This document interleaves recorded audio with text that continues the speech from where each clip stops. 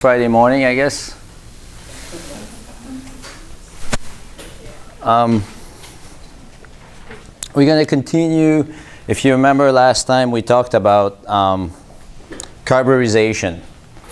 So that was a surface treatment where you expose the fasteners, for example. It's very common with fasteners, the self-drilling stuff that I had around, to increase the carbon content on the surface. And then you go through the heat treatment to make use of that. So you form a hard phase by quenching. And lots of times you want to temper it.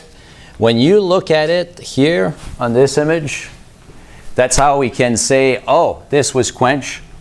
It's a martensite as opposed to this lamellar structure that we've looked at before.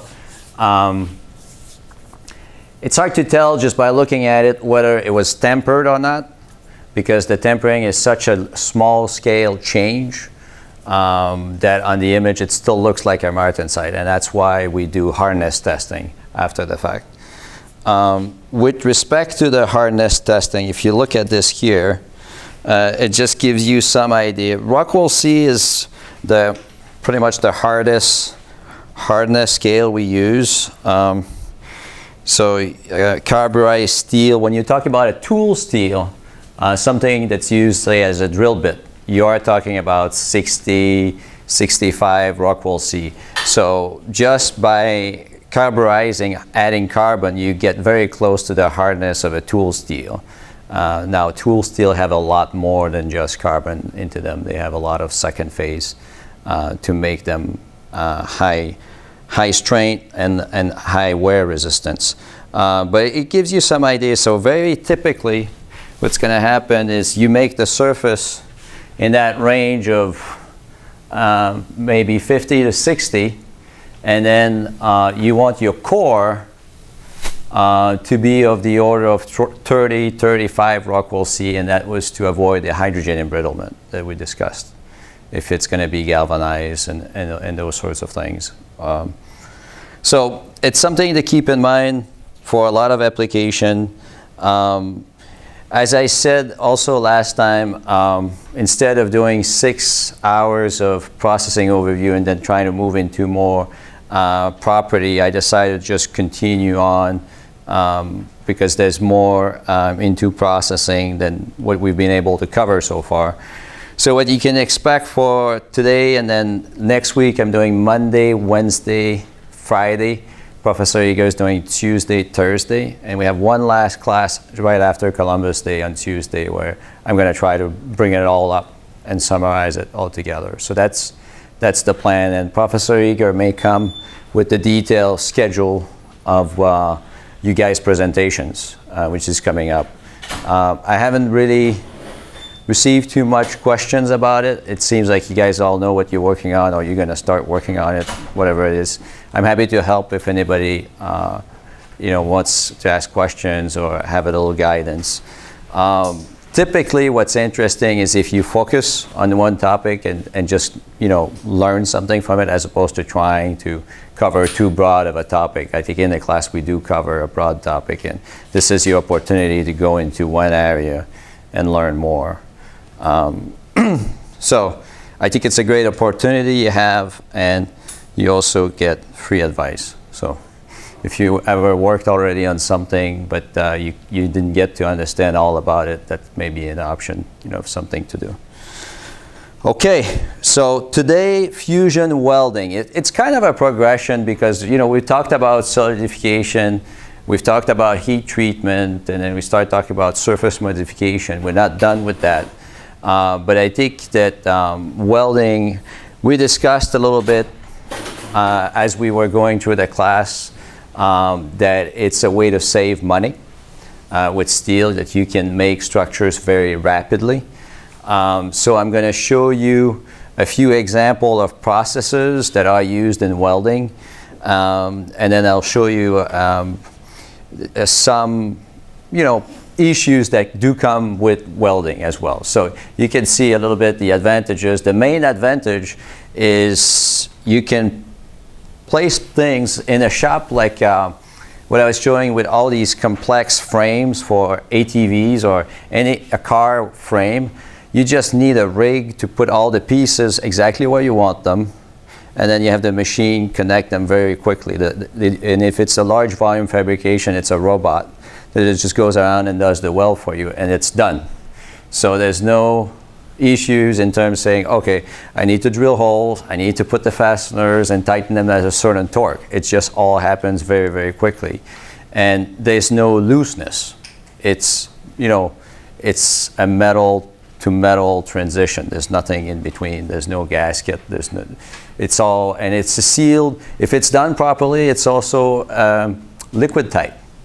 So you can, you know, if you're making even a boat, the big vessels, they don't need any kind of seals because it's all plates that are butt welded together. And if you remember, I ended up talking to you guys about one of the main differences in geometry. We had the fillet weld, which essentially, one example of a fillet weld is I got a big piece, then I got another piece coming in, and I just put a fillet on each side, and that's how I make my connection. And the other example I was showing was the groove weld. So in a groove weld, what happens is that piece, you have to make a notch in it. So you can make it this way, for example, and then you come and you fill it with metal, and you can put a little reinforcement so there's no pre-crack, if you will, in your joint. Now, when you make the ship, the vessels, typically you're gonna have two plates, and you put a little gap in between them. So say I got a square plate, and then I got the other one that has a notch in it.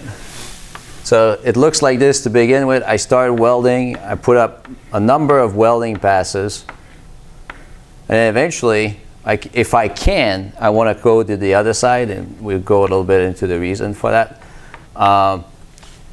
When I'm done, in terms of geometry, it's exactly like having just one plate. So these two are groove welds, and the fillet weld is what you see most, actually, because it doesn't require any preparation of any of the pieces. And if you're looking into welding thin materials, I probably mentioned the example of all the fitness equipment. Fitness equipment is relatively thin steel, and if you try to just do this detail, cut it up, and try to get into it, you may melt through the thickness, and you have other problems. So you prefer to just add enough material, and you don't worry really about having a little notch effect on the inside, because it's not going to see very high loads. It's not in high demand, as opposed to a bridge or a vessel that the whole structure is designed to really resist very high bending stresses or tension.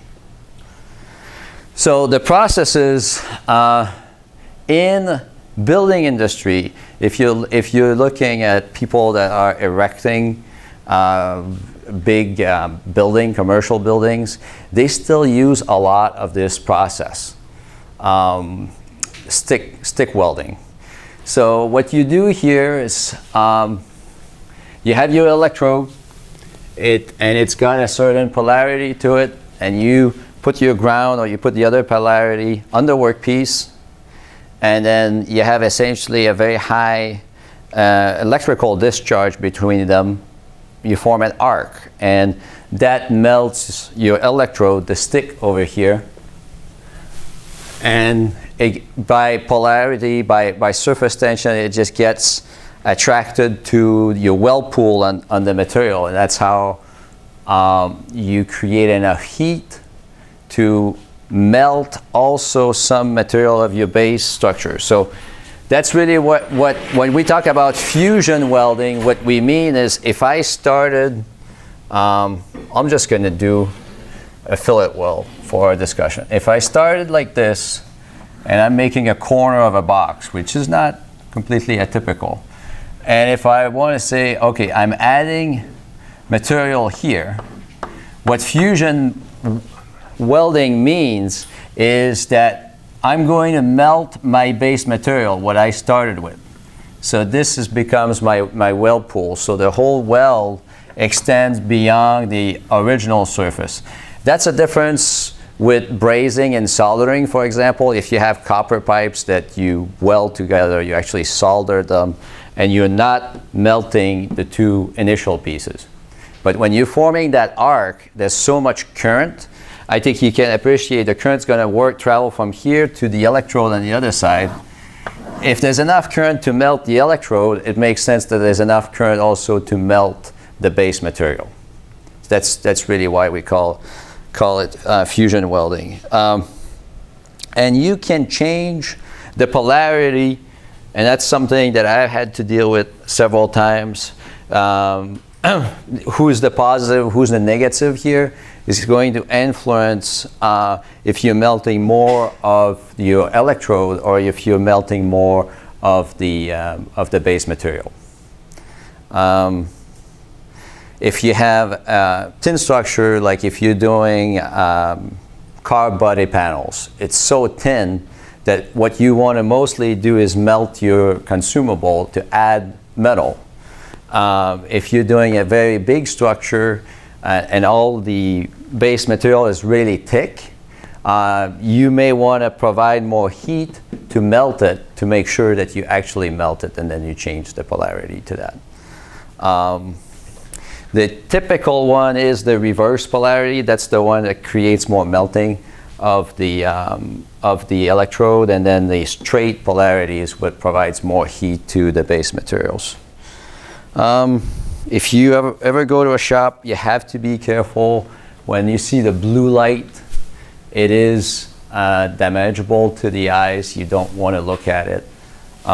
So that's, I guess, probably in addition to, that's probably, safety is probably a main drawback of welding, actually. That you have to control the environment. If you're in a confined space, there's a lot of restriction that you need for ventilation. If you have galvanizing on the steel you use, you're supposed to remove it. It is carcinogenic. So, you know, if we're not using it because it's necessarily safer for the people doing the work. So what are we trying to do again? I think that schematic was probably good for the part regarding the melting. What we didn't cover with this schematic is what happens with the melted steel. If it's not protected, it's going to want to oxidize very, very quickly. And if that happens, then you completely lose your properties. It's not going to be a steel anymore. It's going to be oxides. So you have multiple ways to do this. With the stick electrode, what happens is you have a flux. You have essentially a non-metallic shield on the electrode itself, all around it, that gets melted at the same time as you melt your electrode. And it will essentially, it's a lower density, and it's also not exactly as conductive. In any event, it's going to stay on the surface and act as your flux. It's very similar to when you go from, you purify metals in processing, where you have two phases. You have a phase that's the ionic phase, the slag, that we also call, and that's what that shielding does. It will have a high ability to take impurities, any kind of sodium, carbon, oxygen. It will just be essentially have a sponge effect on the molten metal. So anything that's trying to get into contaminating the metal gets, by diffusion of the liquid, which is very quick, it gets to the slag. So the same way it's used again for refining steel and metals in general, the copper, aluminum. In this case here, it's used to keep the pool, the steel of good quality without oxidation. So you really don't need a whole lot. It does explain though why these electrodes, you have to keep them in a relatively dry environment. They normally come packaged and sealed so they don't pick up too much moisture, If you pick up too much moisture here, you can see it's not going to be as much of a sponge when the time comes to use it. It would actually bring moisture into your weld pool. So it's really, it's a big compromise. To be able to do this as quickly as we do in terms of welding, there's been a lot of technology development and improvement, and I'm going to follow up with that. Have you guys heard of some of these processes like MIG welding? Yes? Oh, can you go back to... Yep. So I noticed the graph, there's a direction of welding. Yes. Is that required doing that action? No. So right now here you have the electrode sort of aligned this way, and it's saying we're going to move this way. It really depends if you're doing horizontal, vertical, and what polarity you're using with respect to all these angles. The most important part is you need to keep moving if you're welding, because you want essentially to have a steady state where you're melting and you have enough time for the diffusion to take place and build up that slag on your back. If you take two pieces that are separated, sometimes it's a challenge because you have to weave a little bit between them. But you still try to essentially, you have to think that what you're trying to drag is a pool of melted metal. So you don't want to do a little bit here, try to do a little bit there. It's not just a coating process. It's a whole process that's taking place, melting, protecting it, and then letting it solidify. Is really the important part. Yes? What's your electrode made of? Is it different than your base? It depends. Typically, for steel, it's very similar to the base material in terms of carbon content, but it's always going to have more alloying content because you're making an as-cast structure, essentially, and you want that cast structure to have good properties, so it makes sense that you're going to spend more money in alloying element to get the strength and the grain refinement that you're looking for. You want to cast a fine grain steel just like that and have ductility out of it. If it's a stainless steel, a lot of times it will have also a higher alloying content to help with any kind of loss because when you're heating up stainless steel, you have the chrome that wants to form carbides, and it will, and you just need to have extra to be able to live with that loss, essentially. I worked on the new convention center that's in the seaport. It's got the big cantilever. The roof of it has a big gutter. They wanted to make sure there's no snow falling, so what they did is the roof looks like this all the way across, and then they have a gutter that's about it's not that big, but I think it's about 6 feet high at some location. That's the size of the gut. That's why it looks big on the side. It's architectural, but also it essentially makes sure that you don't have any ice coming all the way under the building. What they did is they have an ice melting system in this zone. So there's a lot of circuits going on, and they decided that they wanted a steel gutter, and more specifically a stainless steel gutter. But if you go all around, my boss at that time told me you need to come up with the welding procedure for welding 7 miles of stainless steel or something like that. So it's just a lot of welding because the sheet are only 4 feet by 10 feet or whatever it is, 4 feet by 12 feet. Whether it was a great idea to begin with, that's another story.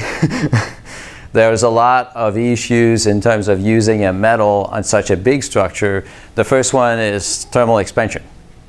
between the gutter and the building. So the stainless steel wants to elongate and contract a lot more than the building. So we had to put in expansion joints. But these expansion joints, as they move, they create additional forces on the welds that we have to, try to accommodate the best we could. The other thing is if it's being laid out on the roof and then welded, you can't weld on both sides. So you're going to be forced with these types of, it was actually lap joints. So if I'm going over here, I got the two pieces and they overlap. Sometimes they were just a butt joint. It really depended on exactly where we were. So you can put this, well, it'd be great if I could put one under there too. Then I can get a lot more bending stiffness and strength for trying to kink when you have compression loading. So compression was really the problem with the long-term resistance of this. And so it was stainless steel, so it became an additional parameter is how to weld it.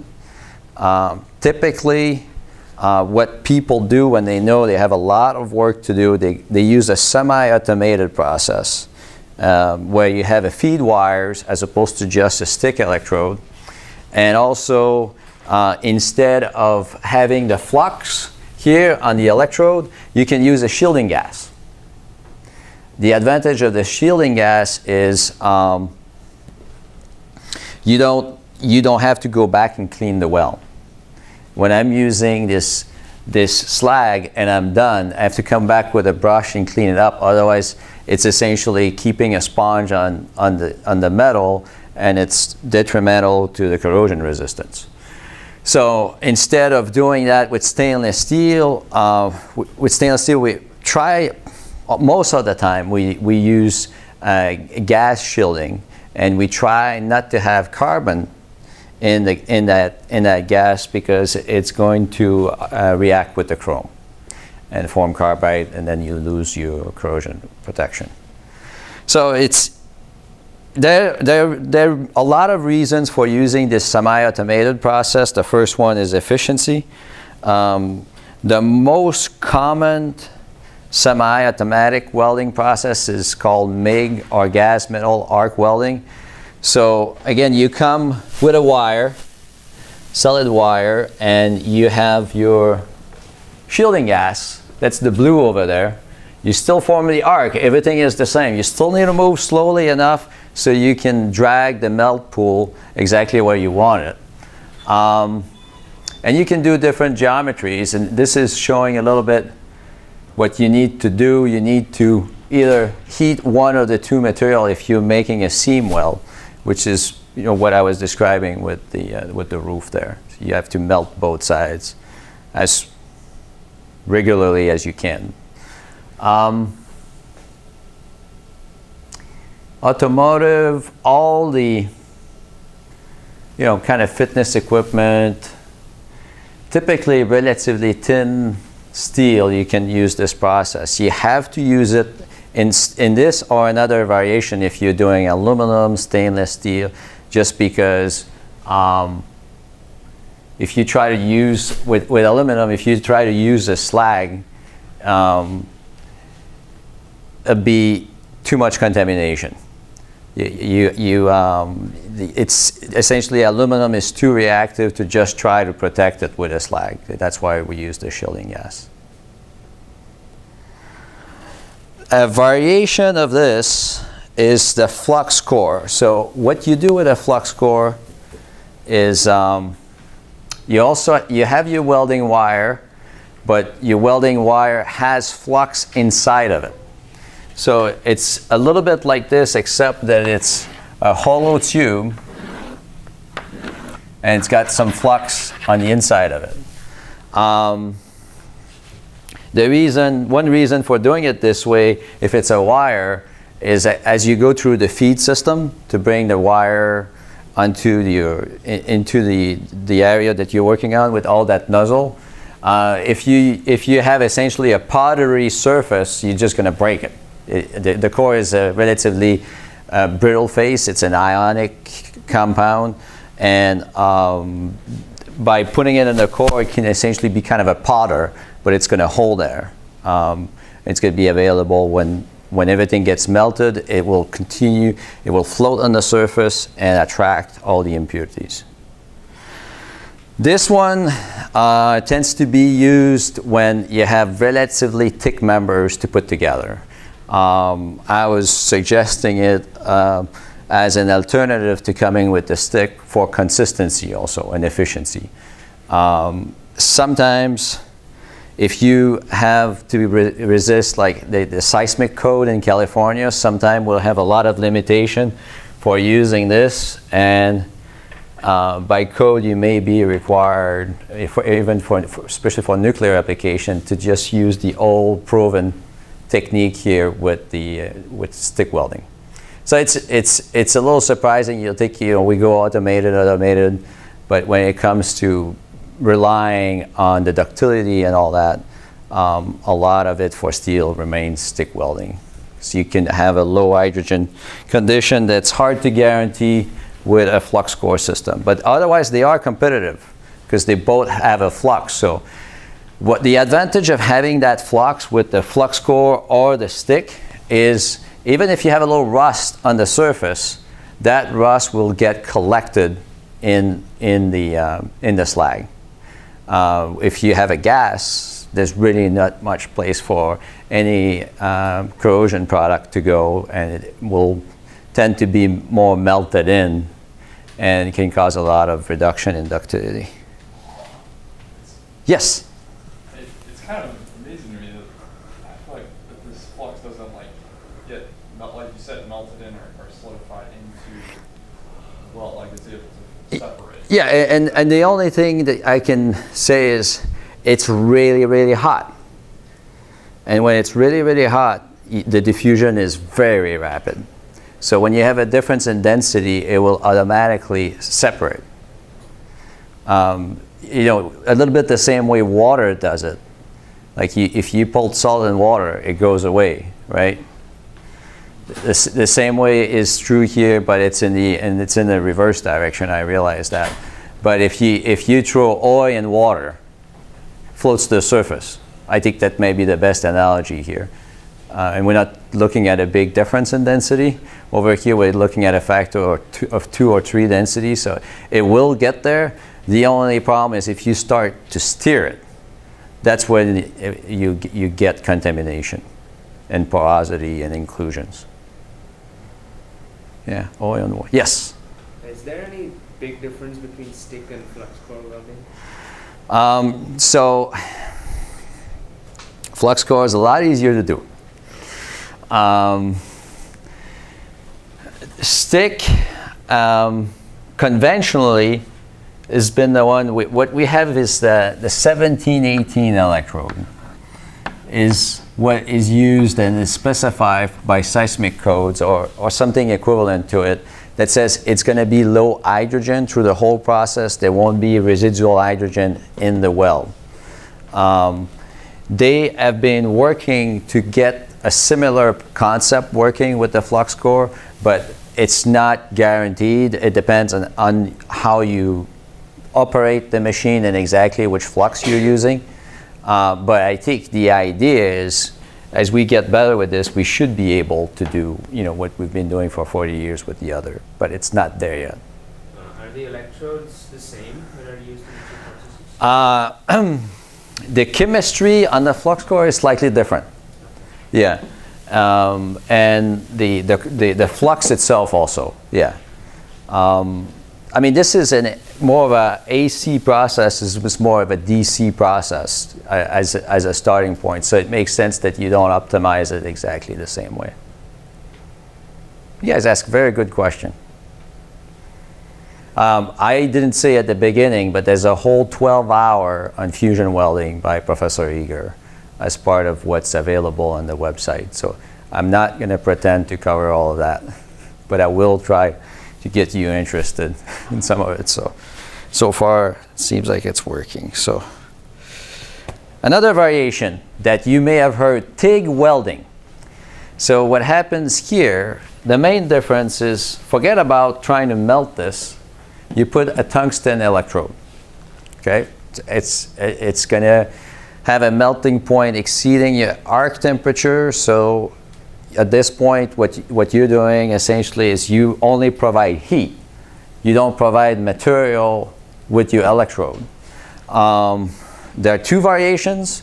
One is autogenous TIG welding, which essentially means you're only going to fuse the two pieces that you're working on. So if you think about a heat gun the same way that you'll do trying to get two plastic to bond, you just provide heat and say, guys, you're going to melt. And it is still an arc. You still need to shield. You need to do all that. It's a gas shielding process. And you just fuse the two pieces. It's a much slower process. There's only so much current you can provide without starting to damage the tungsten. And the variation of it that you can see is you can also come with a filler metal. And believe it or not, on that roof, they were using a lot of TIG welding. And one of the reasons is that they could control it because they were dealing with tin material. And the idea of going slowly means you see more what's happening and you don't burn through without knowing it. They were providing a filler metal, so I was personally surprised because so you got the guy with the little machine and he's laying down or sitting on his side and just weaving it, and then he has a rod of the filler metal that he can put on as he feels he needs to. So it's a very delicate process. There is a variation of it that I suggested, which has essentially the wire feed the same way that we were talking about for the MIG welder. So you can have the TIG welder look essentially like this too. And you can adjust your feed rate. But it is a slower process because you're more relying on the two metals to fuse. It's very, very controllable though. So when you're looking for something precision, that's a good way, and tin material, that's a good way to go. Which way? The TIG. TIG, okay. Yeah, I mean it's just very, very more precise, more delicate, and you can deal with any change of differences in thicknesses a lot more easily. Yes. When you mentioned thin sheets, how thin could it be? Okay. Somewhere around, it was a little more than a 1/16 of an inch, so that would mean 1.5 millimeter. That was the range, maybe 2 millimeters we were dealing with. Yeah. I mean, I welded a 1/16 of an inch aluminum without too much trouble, but you have to go much more quickly than with steel because of the conductivity and the lower melting point. So that's another, I didn't want to get too much details on that, but essentially welding aluminum is considered more difficult just because everything needs to be reacted with more quickly than with steel because of the higher conductivity. If you provide heat or you don't provide heat, it changes very quickly the condition of the pool. All right, the last one, and I'll show another example of this one that the similar process to this is submerged arc welding.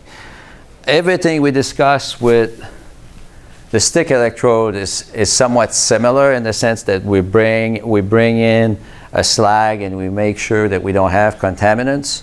The main difference with it's submerged, it says, so you put sand on top of this as you go through your process, and the main advantage is it's essentially providing a blanket. So you're reducing your cooling rate. Just after you form your welded pool, it starts to solidify and you make sure that it's going to cool off more slowly.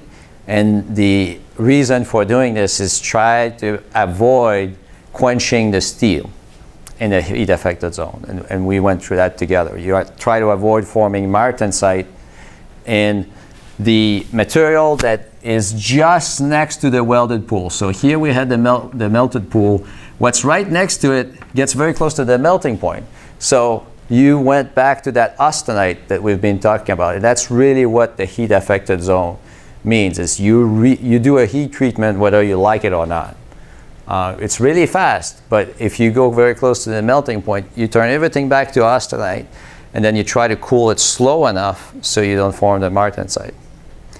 And if you do, you can always go back to do what we call a post-weld heat treatment to essentially temper what you made brittle. The problem with that is if you crack during your first cooling, it's very nice that you reduce the hardness after the fact, but you're dealing with a component that has a pre-crack. And that's why when we deal with relatively high-strength steel, we have to do a lot of inspection of the welded joints because they're more likely to crack than a normal structural steel. So what exactly happens once it's all welded?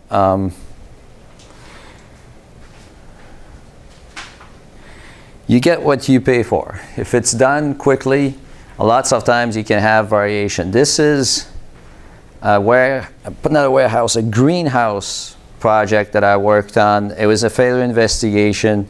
They essentially had a little bit of snow that they couldn't melt as quickly as they were, as it was falling. So the idea with a greenhouse like this is you're supposed to be able to heat the ceiling quickly enough that it gets collected in the gutters and you don't have residual snow.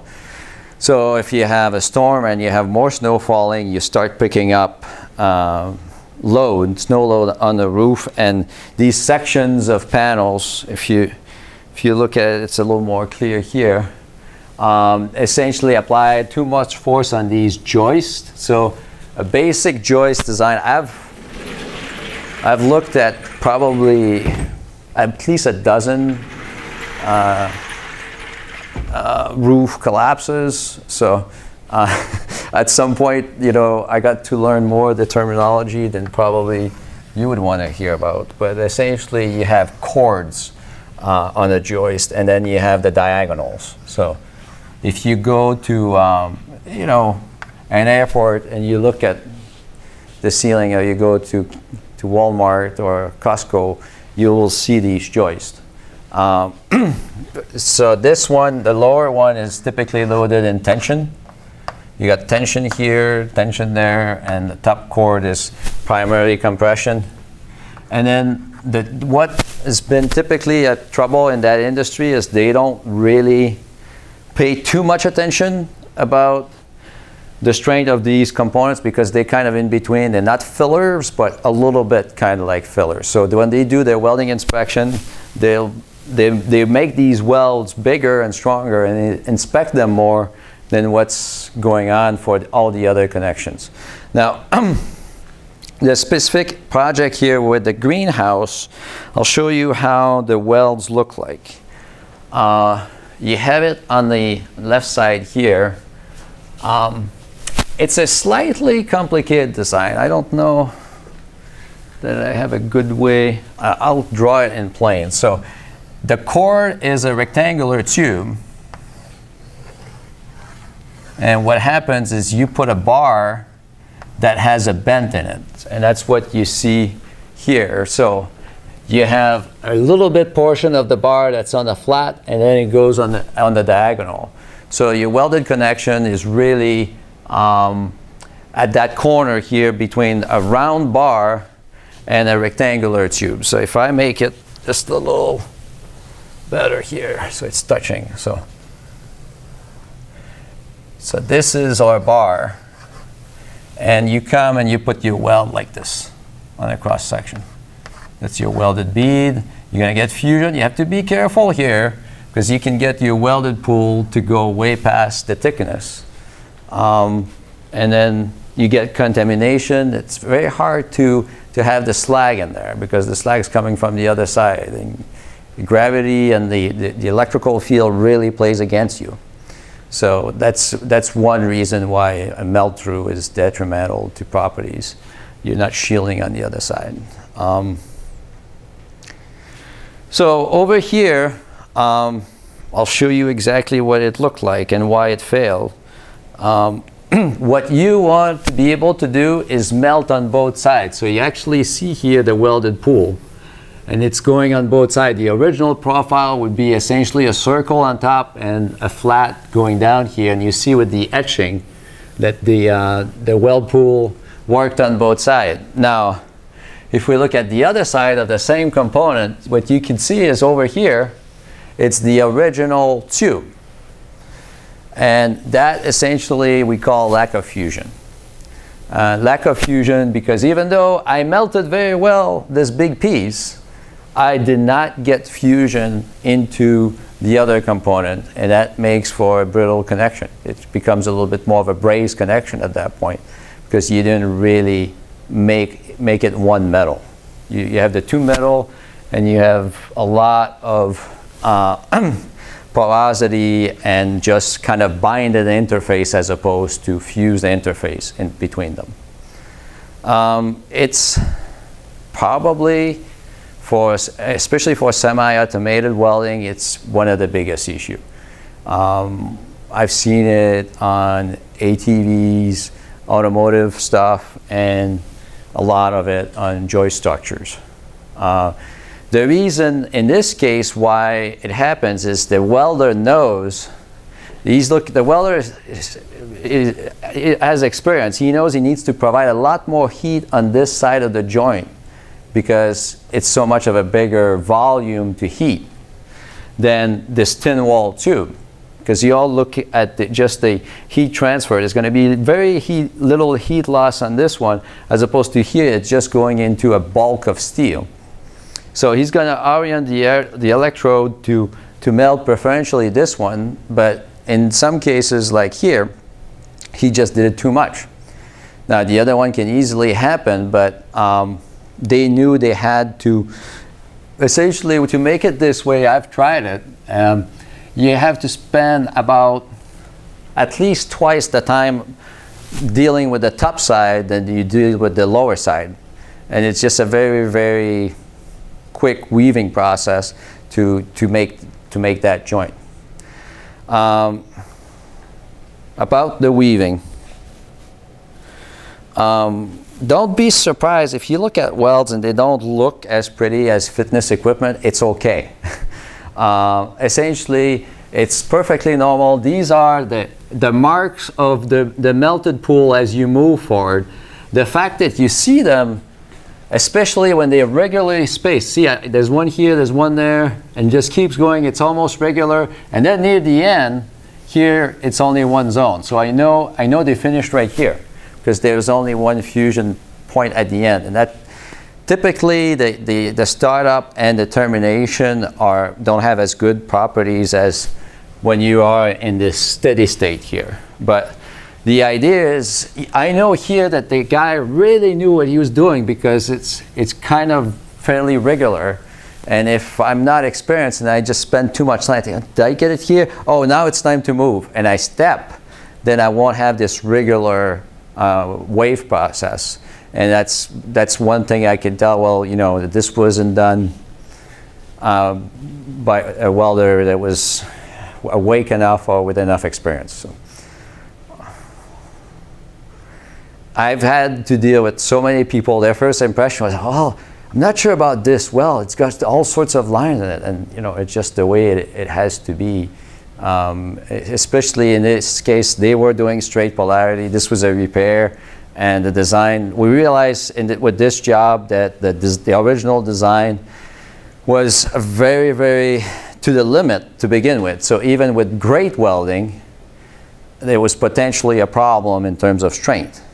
Now with the type of welding they had in general, this, by the way, this one is a repair weld. We were qualifying the repair. So it just goes to say that it's not easy to do these joints right, just because of the geometry. It's called a Flare-Bevel Groove weld. It's a thick material against thin material. But the original construction was a lot worse, and you can see it on this side that the bead is very rounded, and that's really a sign, and we discussed about surface tension earlier in the class, but it's essentially a sign that you didn't melt enough. You're trying to go too quick, just throwing metal on the surface as opposed to allowing for enough melting of the surface. And the way in practice that you have lack of fusion is This here is the original steel from the mill when they make that tubular shape. And it was just essentially brazed on top the whole welded joint. And that's why it failed. Yes? It looks like there's like corrosion that got underneath like this braid. Yeah, exactly. The reason you see it there more is if you look at it over here, when the paint is removed, it was galvanized. So that's why in general it didn't melt, but the way you galvanize is you really want to do it after welding.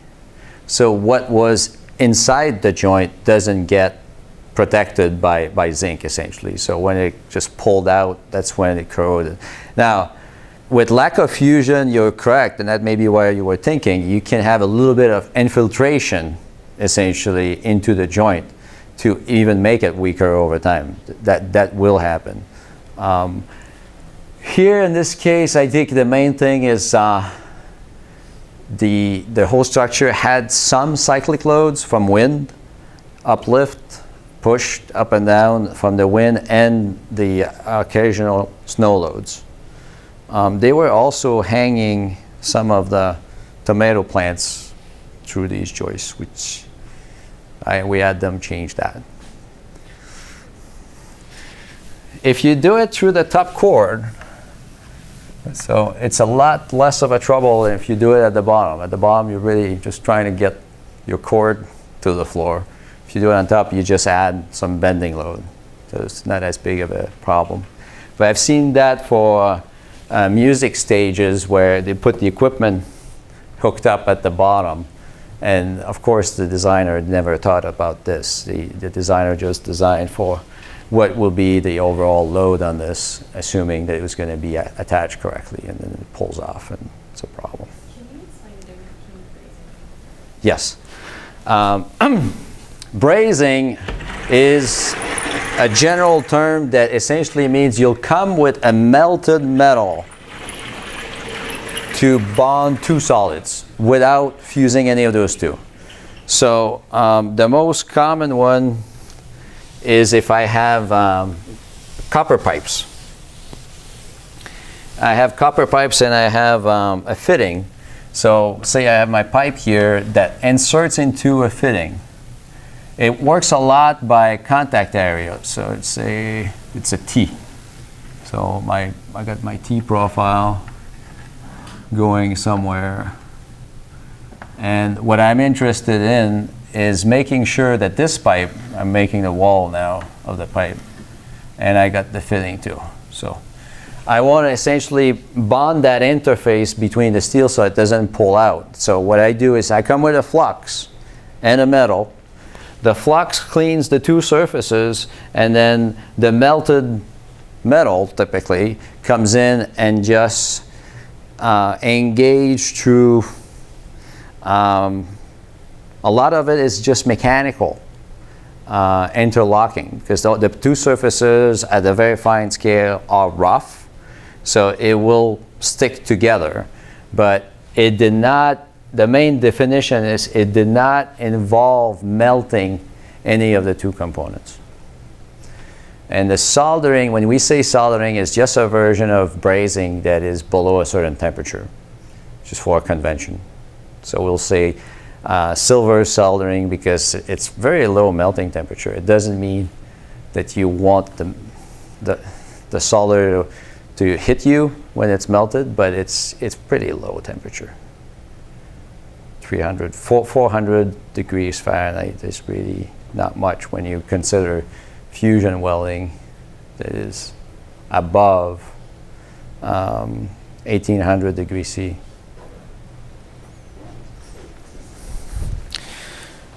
One thing that I want to expand on more is what happens with the heat affected zone, and we'll be ready to attack that on Monday.